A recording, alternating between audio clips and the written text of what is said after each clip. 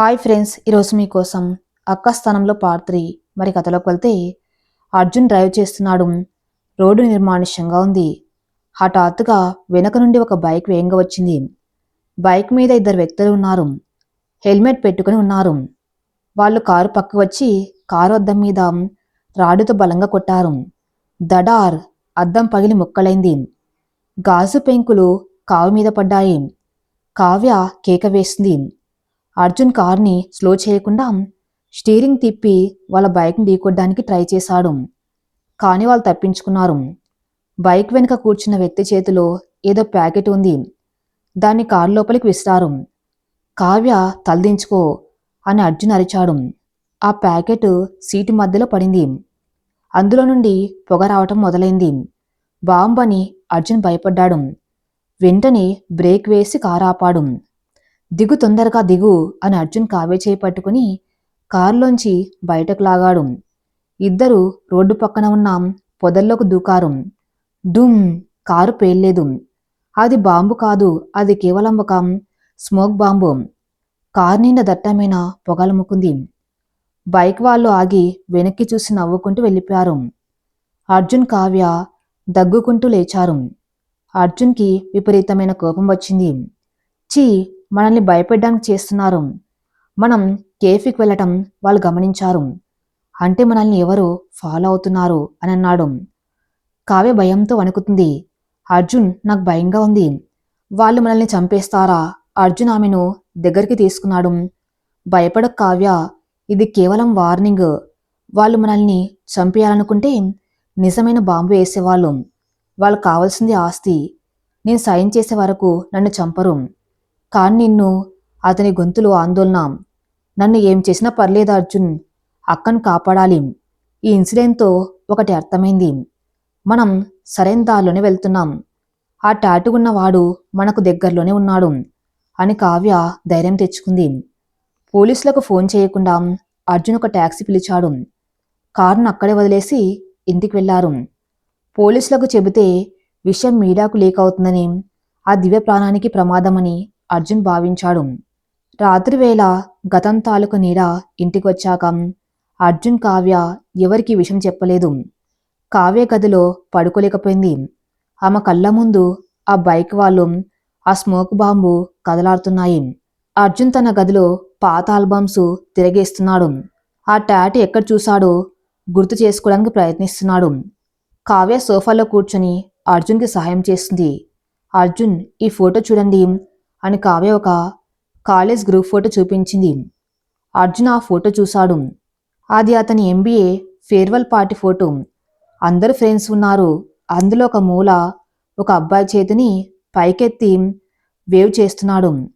అతని మణుకట్టు మీద ఒక చిన్న తేలు టాటూ కనిపిస్తుంది. ఇతను, అర్జున్ ఆశ్చర్యంగా అరిచాడు. ఇతను రఘు, నా క్లాస్మేట్. రఘు అంటే ఆరంటే రఘునా? కావ్య ఉత్కంఠంగా అడిగింది.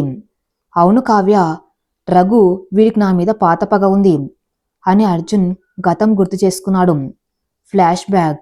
కాలేజ్లో నేను టాపర్ని. రఘు ఎప్పుడు సెకండ్ వచ్చేవాడు. బిజినెస్ ప్లాన్ కాంపిటీషన్లో నా ఐడియా సెలెక్ట్ అయింది. వాడి ఐడియా రిజెక్ట్ అయింది. వాడు నా ఐడియాని కాపీ కొట్టాడని నేను కంప్లైంట్ ఇచ్చాను. దాంతో వాణ్ణి కాలేజ్ నుండి సస్పెండ్ చేశారు. వెళ్తూ వెళ్తూ వాడు శపథం చేశాడు, ఏదో ఒక రోజు నీ సర్వం నాశనం చేస్తాని. ఆ తర్వాత వాడు డ్రగ్స్కి బానిసయ్యాడని, ఎక్కడికి వెళ్ళిపోయాడని విన్నాను. ఇన్ని సంవత్సరాల తర్వాత వాడు ఇలా పగ తీర్చుకుంటాడని ఊహించలేదు. కావ్యకు అంతా అర్థమైంది. అంటే రఘు అక్కని ప్రేమ పేరుతో ట్రాప్ చేసి ఉంటాడు. అక్క అమాయకురాలు కాబట్టి వాడి వల్లో పడింది. ఇప్పుడు అక్కను అడ్డం పెట్టుకుని నీ ఆస్తి రాయించుకోవాలని చూస్తున్నాడు. వాడికి కావాల్సింది డబ్బు కాదు కావ్య, నా పతనం. వాడు శాడిస్ట్. అక్కని నాళ్ళు టార్చర్ పెట్టి ఉంటాడు అని అర్జున్ పళ్ళు కొరుక్కున్నాడు. మరి ఇప్పుడు ఏం చేద్దాం? రఘు ఏమంటాడో తెలుసా? రఘు తెలీదు, కానీ వాడికొక అలవాటు ఉంది. వాడెప్పుడు పాడుబడిన భవనాలు, అండర్ గ్రౌండ్ ప్లేసెస్ ఇష్టపడతాడు. కాలేజీలో కూడా వాడు అలాంటి చోట్ల పార్టీలు చేసుకునేవాడు అని అర్జున్ గుర్తు చేసుకున్నాడు. అర్జున్, ఆ పెన్ డ్రైవ్లో ఉన్న వీడియోని మళ్ళీ చూద్దాం. అందులో ఏమైనా బ్యాక్గ్రౌండ్ నాయిస్ లేదా క్లూ దొరుకుతుందేమో అని కావ్య ఐడియా ఇచ్చింది. ఇద్దరు మళ్ళీ ఆ వీడియోని ప్లే చేశారు. సౌండ్ పెంచారు. దివ్య ఏడుస్తున్న శబ్దం, ఆ వాయిస్ ఓవర్ తప్ప ఏం వినిపించడం లేదు. కాని కావ్యకు ఒక చిన్న శబ్దం వినిపించింది. చాలా సన్నగా టన్ టన్ టన్. అర్జున్, ఆపండి, కావ్య అరిచింది. ఆ సౌండ్ వినండి. అర్జున్ రివైడ్ చేసి విన్నాడు. అది రైలు శబ్దంలా ఉంది అన్నాడు అర్జున్. కాదు అర్జున్, అది రైలు కాదు, అది గడియారం శబ్దం, పెద్ద క్లాక్ టవర్ గంటల శబ్దం అని కావ్య చెప్పింది. మా ఊర్లో చర్చి గంటలు ఇలాగే వినిపిస్తాయి. అర్జున్ కళ్ళు మెరిశాయి. క్లాక్ టవర్ హైదరాబాద్లో, క్లాక్ టవర్ సికింద్రాబాద్లో ఉంది. కానీ అక్కడ అంత నిశ్శబ్దం ఉండదు. ఇంకెక్కడ ఉంది? అర్జున్ గూగుల్ మ్యాప్ ఓపెన్ చేశాడు. ఓల్డ్ సిటీలో ఒకటి ఉంది. ఇంకా సైనిక్ పూర్తి దగ్గర ఒక పాత చర్చి ఉంది. అర్జున్, రఘు పాడుబడిన భవనాలు ఇష్టపడతాడన్నారు కదా. సైనిక్ పూరి వైపు చాలా పాత మిలిటరీ బారెక్స్, పాడుబడిన బంగ్లాలు ఉన్నాయి. అక్కడే ఉంటాడు అని కావ్య గెస్ చేసింది. అర్జున్ లేచి నిలబడ్డాడు. ఎస్, సైనిక్ పురి. అక్కడే నా పాత గెస్ట్ హౌస్ కూడా ఉంది. దాన్ని అమ్మేశాను, కానీ అది ఇంకా ఖాళీగానే ఉంది. రఘుకి ఆ ప్లేస్ తెలుసు. మేమక్కడ పార్టీలు చేసుకునే వాళ్ళం. వాడక్కడే ఉండి ఉంటాడు. సమయం తెల్లవారుజామున 4 గంటలు. ఇంకా 24 గంటల గడువులో 6 గంటలు గడిచిపోయాయి. కావ్య, నేను వెళ్తున్నాను. ఈసారి నువ్వు రావద్దు. అది చాలా డేంజర్ అని అర్జున్ గన్ తీసుకున్నాడు. లేదు అర్జున్, నేను వస్తాను. అక్క కోసం నేనెక్కడికైనా వస్తాను. మనమిద్దరం కలిసి వెళ్తేనే బలం అని కావ్య మొండికేసింది. అర్జున్ ఆమె కళ్ళలోకి చూశాడు. ఆమెలో ఒక యుద్ధ వీరవనిత కనిపిస్తుంది. సరే, కాని నా వెనకే ఉండాలి. నేను చెప్పింది వినాలి అని కండిషన్ పెట్టాడు. ఇద్దరూ మరో కారు తీసుకుని సైనిక్ పూరి వైపు బయలుదేరారు. అర్జున్ గెస్ చేసినట్టే ఆ పాత బంగ్లా దగ్గర ఒక వ్యాన్ పార్క్ చేసి ఉంది. అది రఘు వ్యాన్ లాగానే ఉంది. చుట్టూ పిచ్చి మొక్కలు, చీకటి. ఆ బంగ్లా చూడగానే దెయ్యాల కొంపలా ఉంది. కారుని దూరంగా ఆపి ఇద్దరు నడుచుకుంటూ వెళ్లారు. లోపల లైట్ వెలుగుతుంది. కిటికీలోని చూశారు. అక్కడ ఒక కుర్చీలో రఘు కూర్చుని ఉన్నాడు. చేతిలో మందు గ్లాసు. అతని చేతి మీద ఆ తేలు టాటూ సుష్టంగా కనిపిస్తుంది.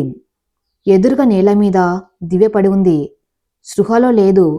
ఆమె చేతులకు సంకెళ్ళు ఉన్నాయి. దొడికార్ రాస్కెల్, అర్జున్ గుసగుసలాడు. అయితే అక్కడ రఘు ఒక్కడే లేడు. అతనితో పాటు ఇంకో 4 భారీ మనుషులు ఉన్నారు. వాళ్ళ చేతుల్లో హాకీ స్టిక్స్, కత్తులు ఉన్నాయి. మనమిద్దరమే వాళ్ళను ఎదుర్కోలేం కావ్య. ఏదైనా ప్లాన్ వేయాలి అన్నాడు అర్జున్. కావ్య చుట్టూ చూసింది. బంగ్లా వెనక వైపు ఒక జనరేటర్ ఉంది. పక్కన కొన్ని పాత డ్రమ్స్ ఉన్నాయి. అర్జున్ ఆ జనరేటర్కి నిప్పెడితే పొగ వచ్చి వాళ్ళు బయటకు వస్తారు. అప్పుడు మనం వెనక దారి గుండా వెళ్ళి అక్కను తీసుకొని రావచ్చు అని ఐడియా ఇచ్చింది. గుడ్ ఐడియా, కానీ రిస్క్ ఎక్కువ. జనరేటర్ పేలితే బంగ్లా కూడా కూలిపోవచ్చు. అర్జున్ హెచ్చరించాడు. పర్లేదు అర్జున్, చిన్నగా నిప్పెడదాం, పొగ వచ్చేలా అని కావ్య అక్కడికి వెళ్ళింది. అర్జున్ వెనకదారి వైపు వెళ్ళాడు. కావ్య జనరేటర్ వైర్ కట్ చేసి షార్ట్ సర్క్యూట్ అయ్యేలా చేసింది. స్పార్క్ వచ్చి పక్కన ఉన్న ఆయిల్ క్లాత్కి నిప్పు అంటుకుంది. దట్టమైన పొగ రావటం మొదలైంది. లోపల రఘు అరిచాడు. రే, ఏంటా వాసన? బయట చూడండి. 2 రౌడీలు బయటకు వచ్చారు. అదే అదను చూసి అర్జున్ కిటికీ అద్దం పగలగొట్టి లోపలికి దూకాడు. దడా! రఘు షాక్ అయ్యాడు. అర్జున్, నువ్వా? అవునరా, నీ పతనం చూడ్డానికి వచ్చా అని అర్జున్ రఘు మీదకి వెళ్ళాడు. మిగిలిన 2 రౌడీలు అర్జున్ అడ్డుకున్నారు. అర్జున్ వాళ్ళతో ఫైట్ చేస్తున్నాడు. కావ్య వెనుకదారి తలుపు బద్దలు కొట్టి లోపలికి వచ్చింది. నేల మీద ఉన్న దివ్య దగ్గరికి వెళ్ళింది. అక్క అక్క, లే అని తట్టింది. దివ్య మెల్లగా కళ్ళు తెరిచింది. కావ్య, నువ్వా? ఇది కలనా అని నీరసంగా అడిగింది. కాదక్క, నిజం. పద వెళ్దాం అని కావ్య ఆమె సంఖ్యలు విప్పడానికి ప్రయత్నించింది. కాని తాళం రఘు దగ్గర ఉంది. రఘు అర్జున్ తోసేసి కావ్య వైపు గన్ గురిపెట్టాడు. ఆగండి, కదిలితే ఈ చిన్నదాని ప్రాణం పోతుంది అని అరిచాడు. అర్జున్ ఆగిపోయాడు. రౌడీలు అతన్ని పట్టుకున్నారు. రఘు నవ్వుతూ కావ్య దగ్గరికి వచ్చాడు. వావ్ అర్జున్, నీకిద్దరు భార్యలు కదా, ఒకరు మాసి ఒకరు తాజా. ఎవరిని చంపమంటావు, అక్కన చెల్లినా అని శాడిస్ట్గా అడిగాడు. కావ్య భయపడలేదు. ఆమె కళ్ళల్లో ధైర్యం చూసి రఘు కూడా ఆశ్చర్యపోయాడు.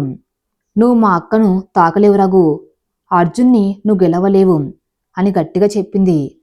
రఘు కోపంతో కావ్య చెంప మీద కొట్టాడు. నోరు మూసుకో. అర్జున్ రక్తం మరిగిపోయింది. భార్యను కొట్టడం చూసి అతను తట్టుకోలేకపోయాడు. రేయ్ అని అరుస్తూ తన్ను పట్టుకున్న ఇద్దరు రౌడీలను విసిరికొట్టాడు. అర్జున్ రఘు మీదకి దూకబోతూ ఉండగా బయట జనరేటర్ పేలింది. బూమ్! బంగ్లా గోడ ఒకటి కూలిపోయింది. గది అంతా పొగ దుమ్ము, కరెంటు పోయింది. చీకట్లో గందరగోళం. కావ్య, దివ్య నా చేయి పట్టుకోండి అని అర్జున్ అరిచాడు. ఎవరు అర్జున్ చేయి పట్టుకున్నారు? అర్జున్ వాళ్ళని లాక్కుని బయటకు పరిగెట్టాడు. బయటకు వచ్చాక వెన్నెల వెలుతురులో చూశాడు.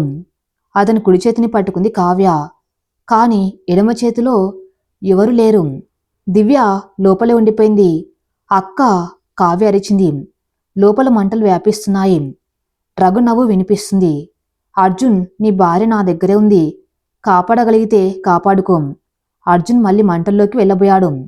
కావ్య అతన్ని పట్టుకుంది. వద్దు అర్జున్, కాలిపోతారు. వదులు కావ్య. దివ్య లోపల ఉంది. అర్జున్ విదిలించుకుని లోపలికి వెళ్ళాడు. కావ్య బయట నిలబడి ఏడుస్తుంది. దేవుడా, ఏం జరుగుతుందో? అక్కను కాపాడే ప్రయత్నంలో అర్జున్కేమైనా అయితే. కొన్ని నిమిషాల తర్వాత మంటల్లోంచి ఒక ఆకారం బయటకు వచ్చింది. అర్జున్ అతని చేతుల్లో స్పృహలేని దివ్య ఉంది. కావ్య పరుగున వెళ్ళి వాళ్ళని పట్టుకుంది. ముగ్గురు నేల మీద పడిపోయారు. పోలీస్ సైరన్ మోగుతుంది. రఘు వెనకదారి గుండా పారిపోయాడు. మళ్ళీ వస్తా అర్జున్, ఆట ఇంకా అయిపోలేదు అని అరుచుకుంటూ వెళ్ళిపోయాడు. ఆసుపత్రి కారిడార్ మొత్తం నిశ్శబ్దంగా ఉంది. ఆ నిశ్శబ్దాన్ని అప్పుడప్పుడు నర్సుల అడుగుల చెప్పుడు, మానిటర్ల బీప్ శబ్దాలు మాత్రమే భంగం చేస్తున్నాయి. ఐసీయూ బయట బెంచ్ మీద అర్జున్ కూర్చొని ఉన్నాడు. అతని బట్టలు ఇంకా మసి కొట్టుకుని ఉన్నాయి. చేతికి చిన్న గాయం ఉంది. కానీ అతను వేటిని పట్టించుకోవడం లేదు. అతని దృష్టి అంతా ఐసీయూ తలుపుల మీదే ఉంది. పక్కనే కావ్య నిలబడి ఉంది. ఆమె కళ్ళు ఎర్రగా ఉన్నాయి. అక్క పరిస్థితి విషమంగా ఉందని డాక్టర్లు చెప్పారు. పొగ పీల్చడం వల్ల ఊపిరితిత్తుల్లో ఇన్ఫెక్షన్ వచ్చిందని, స్పృహలోకి రావడానికి టైం పడుతుందని అన్నారు. కావ్య మనసులో ఒకటే ఆందోళన. అక్క బతకాలి, అక్క బతికితేనే నిజం గెలుస్తుంది. కానీ అక్క తిరిగి వస్తే నా పరిస్థితి ఏంటి? ఈ ఆలోచన రాగానే ఆమె తన్ను తాను తిట్టుకుంది. చీ, అక్క చావు బతుకుల్లో ఉంటే నేనేంటి ఇలా స్వార్థంగా ఆలోచిస్తున్నాను? అక్క బతకడమే ముఖ్యం. కొద్దిసేపటికే మూర్తిగారు, గాయత్రి గారు, సుజాత గారు, రాఘవయ్య గారు ఆసుపత్రికి చేరుకున్నారు. సుజాత గారు రాగానే కావ్యను పట్టుకుని బోర్న ఏడ్చారు. నా బిడ్డ, నా బిడ్డ బతుకుతుందా కావ్య? రాఘవయ్య గారు మాత్రం దూరంగా గోడ కానుకుని నిలబడ్డారు. ఆయన మొహంలో పశ్చాత్తాపం కనిపిస్తుంది. కూతురు లేచిపోలేదు, కిడ్నాప్ అయింది అని తెలిసాక ఆమెను నిందించినందుకు ఆయన కుమిలిపోతున్నారు. అర్జున్ లేచి వాళ్ళ దగ్గరికి వెళ్ళాడు. ఏమి కాదత్తయ్య, డాక్టర్లు చికిత్స చేస్తున్నారు. దివ్య క్షేమంగానే బయటకు వస్తుంది. గాయత్రి గారు అర్జున్ వైపు కోపంగా, ఆవేదనగా చూశారు. అసలు ఇదంతా ఎందుకు జరిగింది అర్జున్? నీ శత్రువుల వల్ల మా కోడలి ప్రాణం మీదకి వచ్చింది. ఇప్పుడు దివ్య బతికినా ఆమె జీవితం ఏంటి? నువ్వు కావ్యను పెళ్లి చేసుకున్నావు, మరి దివ్య పరిస్థితి ఏంటి? ఆ ప్రశ్న అక్కడ ఉన్న అందరినీ స్తంభించేలా చేసింది. అవును, ఇప్పుడు దివ్య తిరిగి వస్తే అర్జున్ భార్య ఎవరు? కావ్యనా, దివ్యనా? అర్జున్ తలదించుకున్నాడు. దీనికి అతని దగ్గర సమాధానం లేదు. దివ్య స్పృహలోకి రాక 2 రోజుల తర్వాత దివ్య ప్రమాదం నుండి బయటపడింది. ఆమెను జనరల్ వార్డ్కి షిఫ్ట్ చేశారు. కానీ ఆమె ఇంకా చాలా నీరసంగా ఉంది. చేతికి సెలైన్ బాటిల్ ఉంది. గదిలో అర్జున్, కావ్య, సుజాత గారు ఉన్నారు. దివ్య మెల్లగా కళ్ళు తెరిచింది. అమ్మా సన్నగా పిలిచింది. సుజాత గారు పరుగున వెళ్ళి కూతుర్ని హత్తుకున్నారు. దివ్య, వచ్చావా తల్లి? మమ్మల్ని ఇంత భయపెట్టావు. దివ్య కళ్ళల్లో నీళ్లు తిరిగాయి. ఆమె చూపు గదిలో ఉన్న అందరి మీద పడింది. చివరికి అర్జున్ మీద. అతని పక్కన నిలబడ్డ కావ్య మీద ఆగిపోయింది. కావ్య మెల్లో తాళి, కాలికి మెట్టలు, నుదుటిన కుంకుమ. ఇవన్నీ చూడగానే దివ్య కళ్ళల్లో షాక్. ఆ తర్వాత ఒక రకమైన అర్థం లేని శూన్యం కనిపించాయి. కావ్య, నీకు పెళ్ళైపోయిందా అని అడిగింది దివ్య. గదిలో నిశ్శబ్దం. ఎవరు మాట్లాడలేదు. కావ్య ముందుకు వచ్చి అక్క చేతిని పట్టుకుంది. అక్క, నువ్వు లేనప్పుడు పరిస్థితులు అలా వచ్చాయి. నాన్నగారి పరువు కోసం. అర్జున్ గారు. కావ్య గొంతు పూడుకపోయింది. దివ్యకు అంతా అర్థమైంది. తను లేచిపోయిందనుకొని పరువు కాపాడడానికి చెల్లిని బలి ఇచ్చారు. తను ప్రేమించిన వాణ్ణి చెల్లి కట్టబెట్టారు. దివ్య కళ్ళల్లో నుండి ధారగా నీళ్లు కారాయి. అది బాధో ఆనందమో అసూయో తెలియని కన్నీళ్లు. తన చెల్లి తన భర్తను పెళ్లి చేసుకుంది. తన స్థానంలో ఉంది. సారీ అక్క, కావ్య ఏడుస్తోంది. దివ్య తన బలహీనమైన చేత్తో కావ్య కన్నీళ్లు తుడిచింది. పిచ్చిదానా, నువ్వెందుకు సారీ చెబుతున్నావు? నా వల్ల నీ జీవితం నాశనమైంది. నేనే నీకు సారీ చెప్పాలి. అర్జున్ గారు. ఆమె అర్జున్ వైపు చూసింది. నన్ను క్షమించండి. నా వల్ల మీ ఇద్దరికీ అన్యాయం జరిగింది. అర్జున్ ముందుకు వచ్చాడు. దివ్య, నువ్వు తప్పు చేయలేదు. నువ్వు బాధితురాలివే. ఈ ప్రెస్ తీసుకో, ఇవన్నీ తర్వాత మాట్లాడుకుందాం. కానీ దివ్య వదిలేయలేదు. లేదు అర్జున్ గారు, ఇప్పుడు మాట్లాడకపోతే ఇంకెప్పుడు మాట్లాడలేం. కావ్య నా చెల్లి, తను మీ భార్య. అది విధి రాసిన రాత. నేను దాన్ని గౌరవిస్తున్నాను. నేను నేను మీ మధ్యలోకి రాను. ఆ మాట అనడానికి ఆమె ఎంత కష్టపడిందో ఆమె గొంతులోని వణుకు చెబుతుంది. ప్రేమించిన వాణ్ణి చెల్లికి వదిలేయటం మామూలు విషయం కాదు. కావ్య అక్కని గట్టిగా రిచి అక్కని కౌగలించుకుంది. ఇద్దరూ పోటీపడి ఏడ్చారు. ఆ గదిలో ఉన్న ప్రతి ఒక్కరి కళ్ళు చెమ్మగిల్లాయి. అర్జున్ అంతర్మదనం. ఆ రోజు రాత్రి అర్జున్ ఇంటికి వచ్చాడు. కావ్య హాస్పిటల్లో అక్క దగ్గరే ఉండిపోయింది. ఇల్లు ఖాళీగా ఉంది. అర్జున్ బాల్కాన్లో నిలబడి సిగరెట్ తాగుతున్నాడు. అతని మనసులో తుఫాన్ రేగుతుంది. ఒకవైపు దివ్య, తను మొదట ఇష్టపడ్డ అమ్మాయి. ఆమె మోసం చేయలేదు, కిడ్నాప్ అయింది. ఆమె మీద ఇంకా ప్రేమ ఉందా లేక జాలి ఉందా? మరోవైపు కావ్య, ఇష్టం లేకపోయినా తాళి కట్టాడు. కాని ఈ 4 రోజుల్లో ఆమె చూపిన తెగువ, ధైర్యం, తనతో కలిసి చేసిన ప్రయాణం, ఇవన్నీ ఆమె పట్ల ఒక గౌరవాన్ని, ఇష్టాన్ని కలిగించాయి. ఆమె తన భార్య అన్న భావన బలపడింది. ఇప్పుడేం చేయాలి? దివ్య తప్పుకుంటానంది. కాని సమాజం ఒప్పుకుంటుందా? దివ్యను ఎవరు పెళ్లి చేసుకుంటారు? ఆమె జీవితం ఏంటి? అలాగని కావ్యను వదిలేయగలడా? కావ్యకేం తక్కువ? 2 పడవల ప్రయాణం, ప్రమాదం అర్జున్ అని అతని అంతరాత్మ హెచ్చరించింది. అప్పుడే అతను ఫోన్ మోగింది. Unknown number. Hello. Hello Arjun, బాగున్నావా? ఆ గొంతు రఘు. అర్జున్ శరీరం బిగుసుకుంది. రే రఘు, ఇంకా సిగ్గులేదరా? పారిపోయి కూడా ఫోన్ చేస్తున్నావు. హహహా, పారిపోవటం నా స్టైల్ కాదు అర్జున్. రీట్రీట్ అవ్వటం నా స్ట్రాటజీ. అయినా నీ కంగ్రాట్స్ చెప్పాలి కదా. ఒకేసారి 2 భార్యలతో ఎంజాయ్ చేస్తున్నావు. కృష్ణుడు అనుకున్నావా నీకు నువ్వు? రఘు వెటకారం. నోర్మీరా, ఎక్కడున్నావో చెప్పు. అర్జున్ అరిచాడు. నేను ఎక్కడున్నానని అవసరం, కానీ ఒక విషయం గుర్తుపెట్టుకో. దివ్య నా దగ్గర బందీగా ఉన్నప్పుడు ఆమెకు ఒక విషయం తెలిసింది. అది నీకు చెబితే నీ కాపురం కూలిపోతుంది. అందుకే ఆమె నేను తప్పుకుంటా అని డ్రామా ఆడుతుంది. అసలు నిజం వేరే ఉంది అర్జున్. తెలుసుకోవాలంటే నన్ను పట్టుకొని ఫోన్ కట్ చేశారు రఘు. అర్జున్ ఆలోచనలో పడ్డాడు. రఘు చెప్పింది నిజమేనా? దివ్యకు తెలిసిన ఆ రహస్యమేంటి? అది తన కాపురాన్ని ఎందుకు కూలుస్తుంది? రఘు మళ్ళీ గేమ్ ఆడుతున్నాడా? మర్నాడు ఉదయం కావ్య అక్కకి పాలు తాగిస్తుంది. దివ్య కొంచెం కోలుకుంది. కావ్య, నువ్వు ఇంటికి వెళ్ళు. అర్జున్ గారు ఒక్కరే ఉంటారు. అతనికి ఇబ్బందిగా ఉంటుంది అని దివ్య.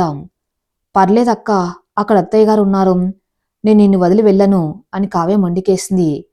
కావ్య ప్లీజ్, నా మాట విను. నువ్వు ఇప్పుడు భార్యవి. నీ బాధ అక్కడ ఉంది. ఇక్కడ అమ్మ ఉంది కదా అని దివ్య బలవంతం చేసింది. కావ్య అయిష్టంగాని బయలుదేరింది. సరే అక్క, సాయంత్రం వస్తాను. కావ్య వెళ్ళిపోయాక సుజాత గారు దివ్య దగ్గరకు వచ్చారు. దివ్య, నిజం చెప్పు. నువ్వు నిజంగానే అర్జున్ని మర్చిపోగలవా? ఆ రఘుగాడు నిన్ను ఇన్ని రోజులు బంధించాడు కదా. వాడు నిన్నేమైనా సుజాత గారు మాట పూర్తి చేయలేకపోయారు. దివ్య కళ్ళు దించుకొని, అమ్మా, రఘు నన్ను శారీరకంగా ఏం చేయలేదు, కాని మానసికంగా చంపేశాడు. వాడు నాకు ఒక వీడియో చూపించడమ్మా. అది చూశాక నేను అర్జున్ గారి ముఖం చూడలేకపోతున్నాను. అందుకే తప్పుకుంటానన్నాను. ఏం వీడియో దివ్య? సుజాత గారు ఆందోళనగా అడిగారు. అది ఇప్పుడు చెప్పలేనమ్మా, సమయం వచ్చినప్పుడు చెబుతాను. కాని ఒక్కటి మాత్రం నిజం, కావ్య ఇంట్లో ఉండటమే సేఫ్. నీముంటే అర్జున్ గారికి ప్రమాదం అని దివ్య కన్నీళ్లు పెట్టుకుంది. సుజాత గారికి ఏం అర్థం కాలేదు, కాని కూతురు నిర్ణయాన్ని గౌరవించారు. ఇంట్లో అగ్ని పరీక్ష. కావ్య ఇంటికి వచ్చేసరికి హాల్లో పెద్ద పంచాయతీ జరుగుతుంది. బంధువులంతా వచ్చారు. అర్జున్ మేనత్త కాంతం కూడా ఉంది. ఏమండి రాఘవయ్య గారు, ఇప్పుడు మీ పెద్దమ్మాయి తిరిగొచ్చింది, మరి చిన్నదాని గతేంటి? తాళి కట్టిన మొగుడుతో కాకుండా అక్క బావతో కలిసి ఉంటుందా? కాంతమత్త సూటిగా అడిగింది. రాఘవయ్య గారు తలదించుకున్నారు. అది అర్జున్ ఇష్టమే మా ఇష్టం. అర్జున్ ఇష్టం ఏంటి బావా? ధర్మం ప్రకారం చూస్తే దివ్యే అసలైన భార్య కావాలి. ఎందుకంటే పెద్దలు నిశ్చయించింది ఆమెనే. కిడ్నాప్ అయింది కాబట్టి పెళ్ళాగిపోయింది. ఇప్పుడు వచ్చింది కాబట్టి ఈ చిన్నదాని తాళి తెయించి పెద్దానికి కట్టాలి అని ఒక వింత వాదన తెచ్చింది కాంతం. అక్కడున్న వారంతా గొడవ పడుతున్నారు. అర్జున్ మౌనంగా వింటున్నాడు. కావ్య గుమ్మం దగ్గర నిలబడి ఇదంతా వింటుంది. ఆమె గుండె ముక్కలైంది. తన తాలికి విలువ లేదా? తన్ని కేవలం ఒక స్టెఫ్నీ లాంటిదా? అవసరం తీరాక తీసి పక్కన పడేయటానికి ఆమె వేగంగా లోపలికి నడిచింది. ఆగండి అని గట్టిగా అరిచింది. అందరూ ఆమె వైపు చూశారు. నా తాళి తీయటానికి, నన్ను ఇంట్లోంచి పంపించడానికి మీరెవరు? ఈ తాళి కట్టింది అర్జున్ గారు. నా నుదిటి రాత రాసింది బ్రహ్మదేవుడు. ఇది ఆటబొమ్మల పెళ్లి కాదు, ఇష్టం వచ్చినట్లు మార్చుకోవడానికి అని కావ్య ఆవేశంగా మాట్లాడింది. కాంతమత్త వేటకరంగా నవ్వింది. చూసారా దీనికింత పొగరు?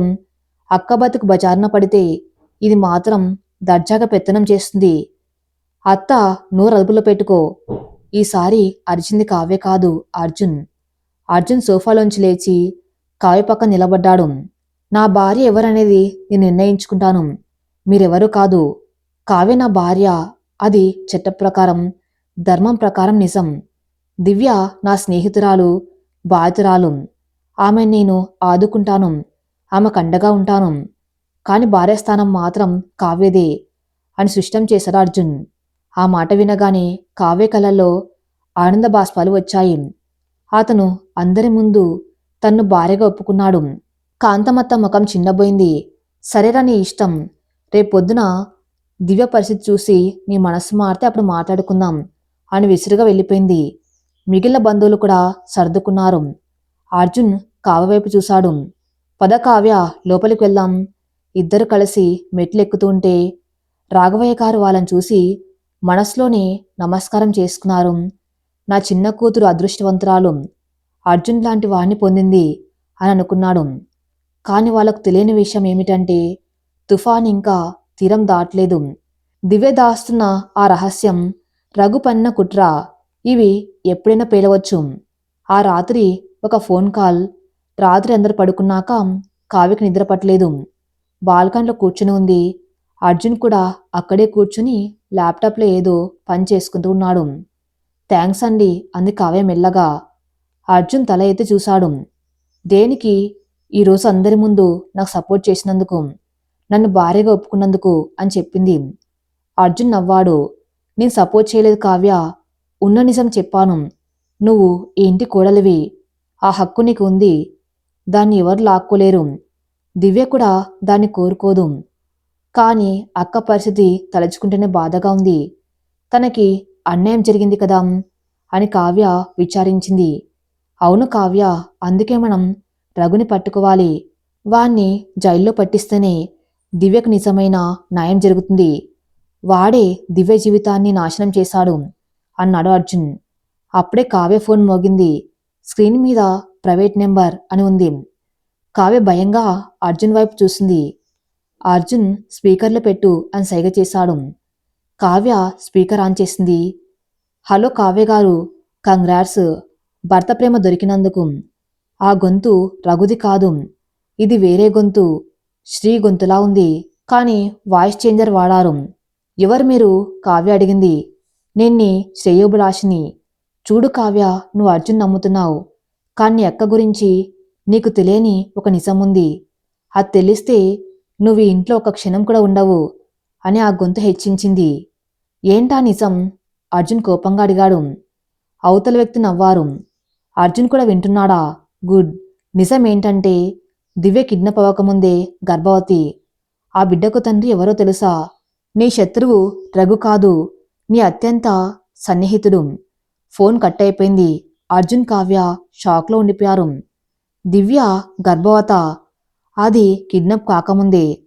అంటే ఆమె రఘుని ప్రేమించిందాం, లేక ఇంకెవరినైనా? అత్యంత సన్నిహితుడు అంటే ఎవరు?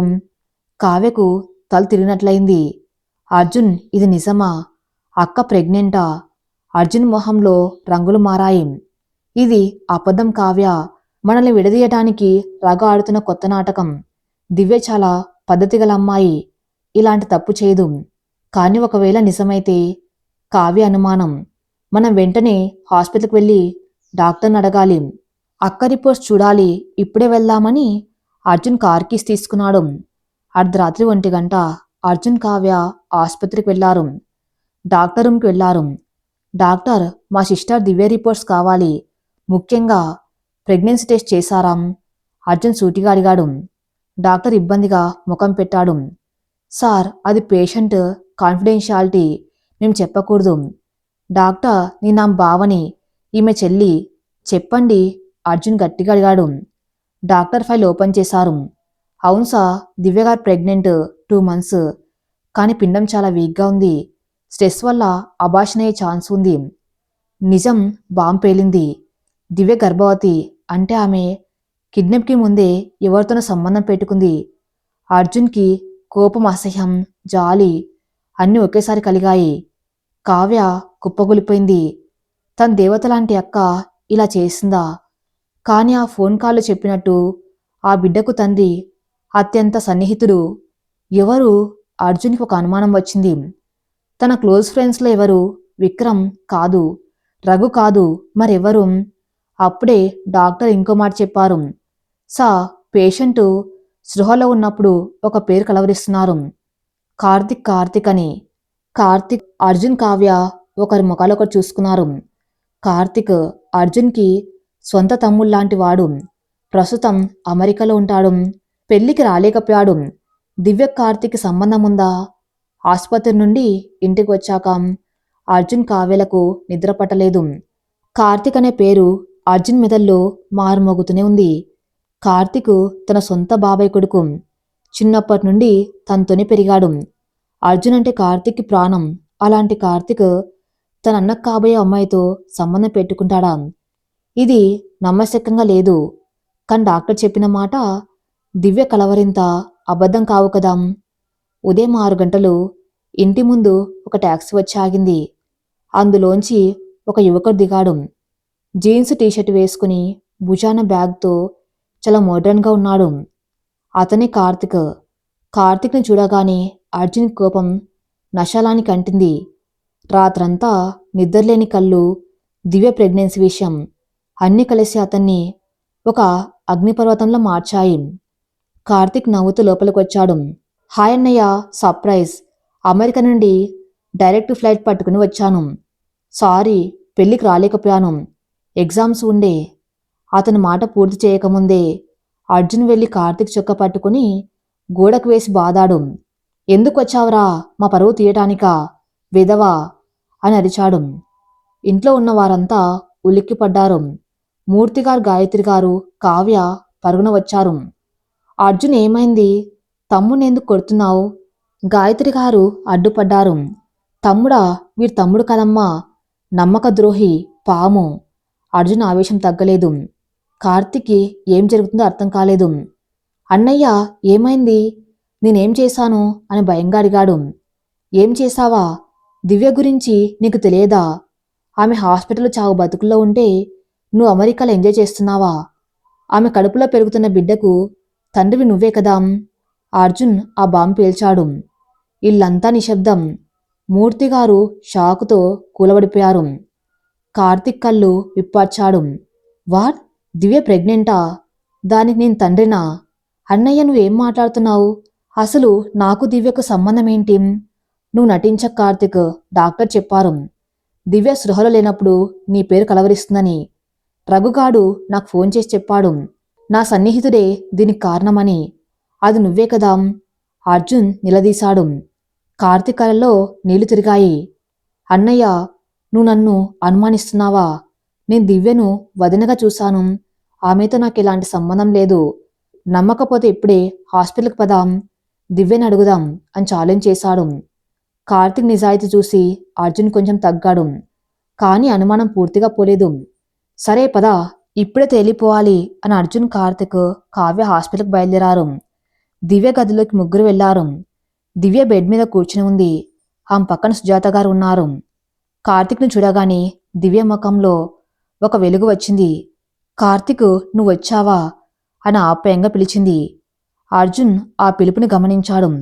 చూసావా ఆమె నేను ఎలా పిలిచిందో అని కార్తీక్ని గుచ్చి చూపించాడు. కార్తీక్ నేరుగా దివ్య దగ్గరికి వెళ్ళాడు. వదిన, అన్నయ్య ఏవేవో అంటున్నాడు. నువ్వు ప్రెగ్నెంట్ అట, దానికి నేను కారణమట. నిజం చెప్పు వదిన, నిన్నైతే ఎప్పుడైనా తప్పుగా ప్రవర్తించానా అని అడిగాడు. దివ్య షాక్ అయింది. ఏంటి, నువ్వు కారణమా? చీ, ఎవరు చెప్పారు ఈ మాట? అర్జున్ ముందుకు వచ్చాడు. డాక్టర్ చెప్పారు దివ్య, నువ్వు కార్తీక్ పేరు కలవరించావని. రఘు మనుషులు కూడా ఫోన్ చేసి చెప్పారు. నిజం చెప్పు, ఆ బిడ్డకు తండ్రి ఎవరు? దివ్య కళ్ళల్లో నీళ్లు ఆగటం లేదు. ఆమె కార్తీక్ వైపు, అర్జున్ వైపు చూసింది. అర్జున్ గారు, మీరు తప్పుగా అర్థం చేసుకున్నారు. నేను కార్తీక్ పేరు కలవరించింది నిజమే, కానీ అది ప్రేమతో కాదు, సహాయం కోసం. రఘు నన్ను బంధించినప్పుడు ఒకరోజు కార్తీక్ నాకు ఫోన్ చేశాడు. నేను ఫోన్ లిఫ్ట్ చేశాను కానీ మాట్లాడలేకపోయాను. ఆ తర్వాత రఘు ఫోన్ లాక్కున్నాడు. నేను కార్తీక్ నెంబర్కి మెసేజ్ చేయాలని ట్రై చేశాను. అందుకే నా మనసులో కార్తీక్ పేరు ఉండిపోయింది. మరి ఆ ప్రెగ్నెన్సీ? కావ్య అడిగింది. దివ్య తలదించుకుంది. గదిలో వాతావరణం బరువుగా మారింది. ఆ బిడ్డకు తండ్రి రఘు అని చెప్పింది దివ్య. రఘు, అర్జున్కి భూమి కంపించినట్లయింది. కావ్య నోరు వెళ్ళబెట్టింది. కార్తీక్ కోపంతో ఊగిపోయాడు. వాడు నన్ను రేప్ చేయలేదు, కానీ ఒకరోజు మత్తుమందు ఇచ్చి నాకు తెలియకుండానే. దివ్య వెక్కి వెక్కి ఏడ్చింది. నేను సృహలోకి వచ్చేసరికి జరగరాంది జరిగిపోయింది. అందుకే నేను చనిపోవాలనుకున్నాను, కాని వాడు నన్ను చావనివ్వలేదు. ఈ బిడ్డను అడ్డు పెట్టుకుని అర్జున్ గారిని బ్లాక్మెయిల్ చేయాలనుకున్నాడు. దివ్య మాటలు వింటూ ఉంటే కావ్య గుండె తరుక్కుపోయింది. అక్క ఎంత నరకం అనుభవించింది. తనిక్కడ పెళ్లి చేసుకుని బాధపడుతూ ఉంటే అక్క అక్కడ రాక్షసుడి చేతిలో నలిగిపోయింది. అర్జున్కి పశ్చాత్తాపం కలిగింది. తమ్ముని అనుమానించాడు. దివ్యను తప్పుగా అర్థం చేసుకున్నాడు. అసలు దోషి రఘు అని తెలిసాక వాడి మీద పగ పదింతలైంది. కార్తీక్ అర్జున్ దగ్గరికి వచ్చాడు. విన్నావా అన్నయ్య, ఇప్పుడు నమ్ముతావా?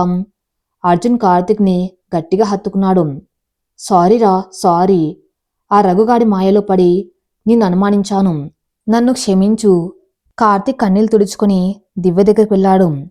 వదిన, నువ్వు బాధపడకు. ఆ రఘుగాడు అంతు చూసే బాధ్యత నాది. వాణ్ణి వెతికి పట్టుకుని నా రోడ్డు మీద చంపేస్తా అని శపథం చేశాడు. కాని దివ్య వారించింది.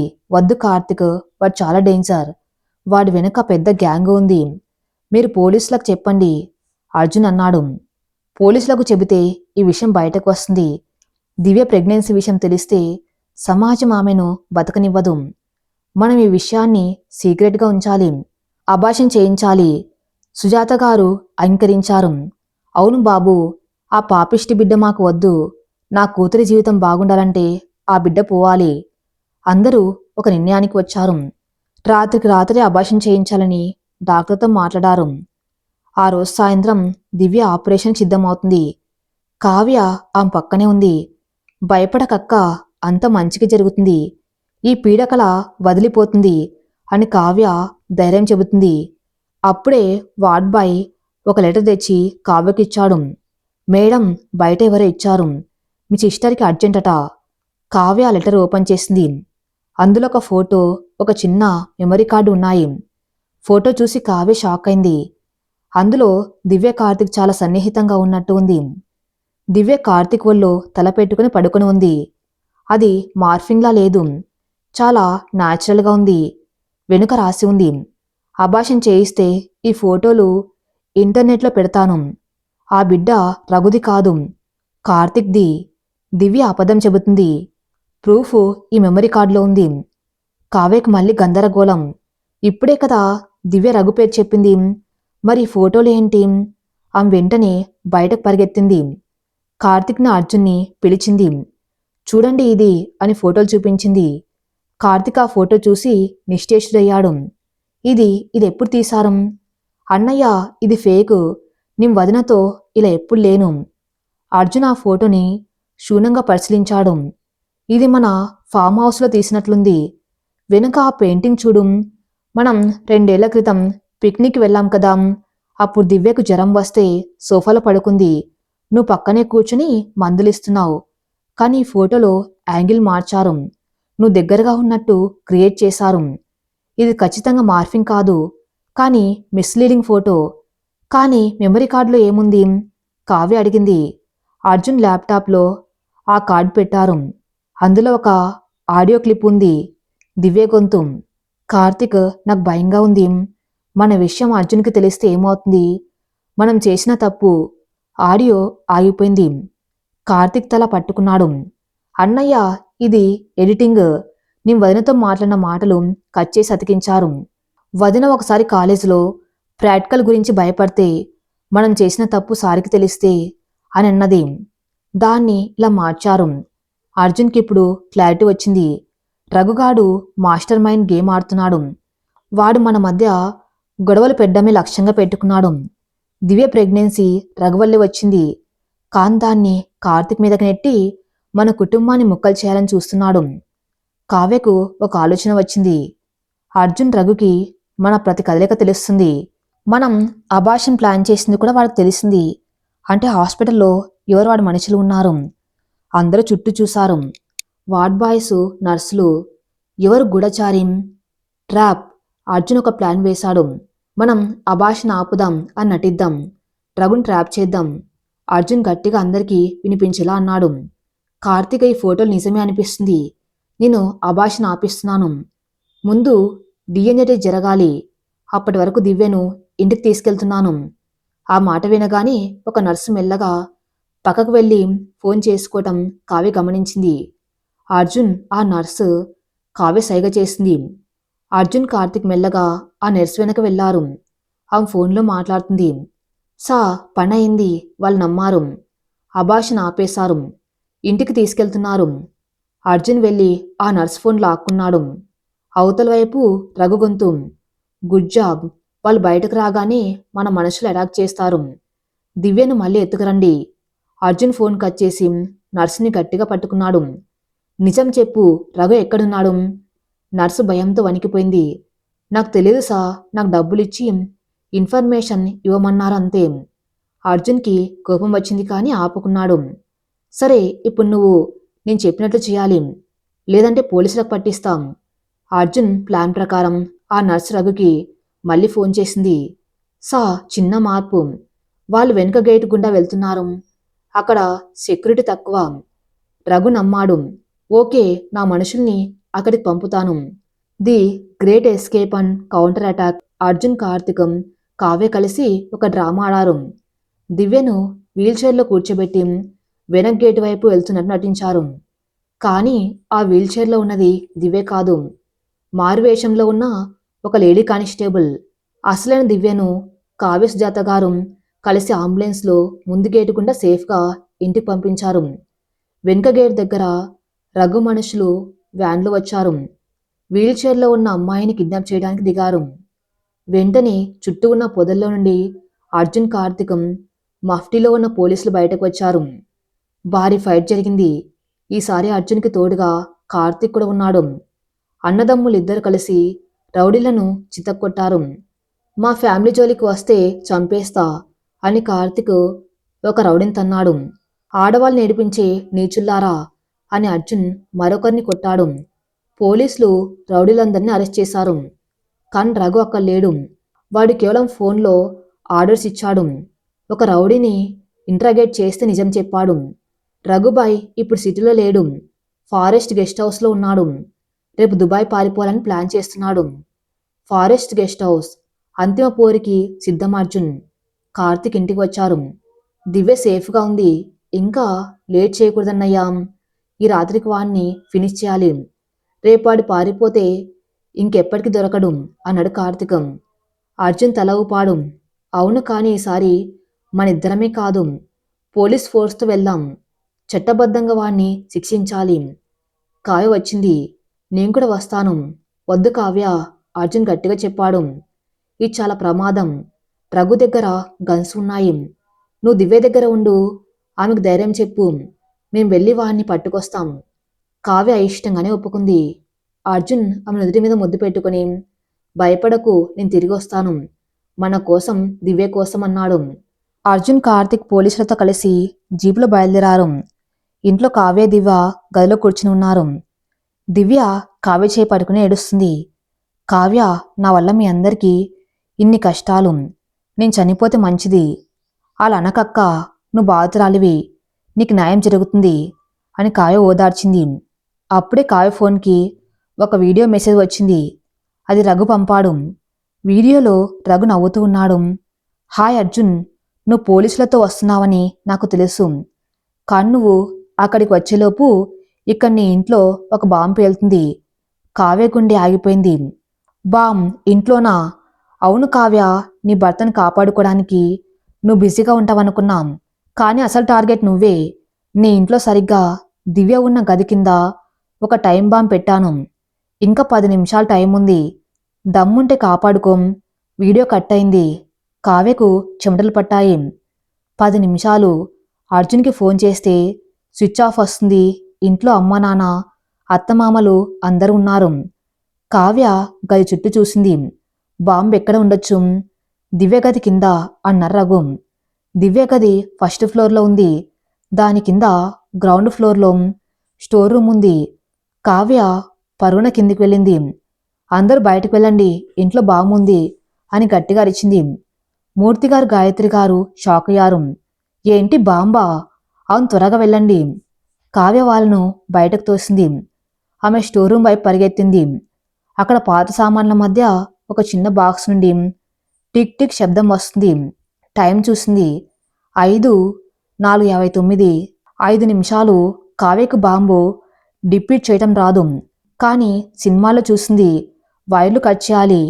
ఎరుపు వైరా, నీలం వైరా? తప్పు కట్ చేస్తే ఇప్పుడే పేలిపోతుంది. దివ్య కూడా మెల్లగా మెట్లు దిగి వచ్చింది. కావ్య ఏమైంది? అక్క దగ్గరికి రాకు, వెళ్ళిపో. కాని దివ్య వినలేదు. కావ్య దగ్గరకు వచ్చింది. మనమిద్దరం కలిస్తే ఏదైనా చేయగలం. ఆ వైర్లు చూడు అని దివ్య. ఆ సమయంలో అక్క చెల్లెళ్ళు ఇద్దరు చావు బతుకుల మధ్య నిలబడి ఉన్నారు. వారి చేతుల్లోనే కుటుంబం ప్రాణాలు ఉన్నాయి. మరి తర్వాత ఏం జరగబోతుందో నెక్స్ట్ ఎపిసోడ్లో చూద్దాం. నెక్స్ట్ పార్ట్ కోసం నా ఛానల్ని ఫాలో అవుతూనండి. Thank you for listening.